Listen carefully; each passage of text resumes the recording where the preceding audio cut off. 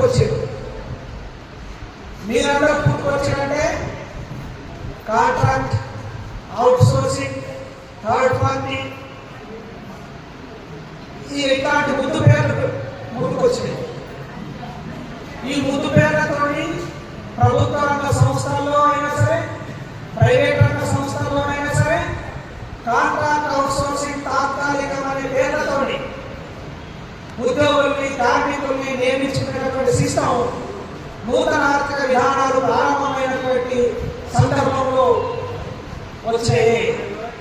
మరి నూతన ఆర్థిక విధానాలు ఎప్పుడు ప్రారంభమైనవి మనకు తెలవాలి చరిత్ర.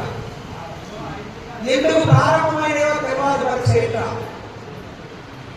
మనమందరం కూడా మేము పర్మనెంట్ అయితే బాగుంటుంది అని చెప్పి కోరుకునేటటువంటి వాళ్ళని వాళ్ళందరూ కూడా పర్మనెంట్ మాకు వద్దు అనే వాళ్ళు చేయలేటువంటి లేపుతారా?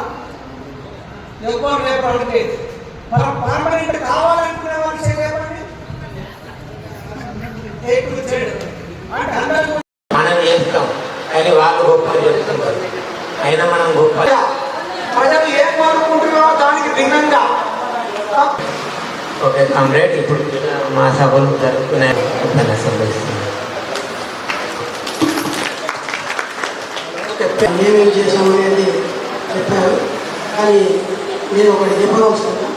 అప్పుడు జరిగిన పోరాటాలు ఇలా రావాల్సింది మనకు ఒక 26,000 ఇప్పుడు ఉన్న నిత్యావసర సరుకుల ధర పరిస్థితి. కనీస వేతన ఒక్కోళ్ళకి మెడికల్ అండ్ ఎంప్లాయీస్ ఎందుకు వర్కర్ కలుగుతారు. కాబట్టి ఆ విధంగా మన పోరాటాలకు ముందుకెళ్ళాలి. సిఐటి జిల్లా కార్యాలయ ఉపాధ్యక్షులు మన దర్శనాల మల్లేశన్న గారు మాట్లాడాల్సిందిగా కోరు. వేదిక మీద ఉన్నటువంటి సిఐటి జిల్లా కార్యదర్శి, ఈ మహాసభకు అధ్యక్షత మన సురేందర్ గారు,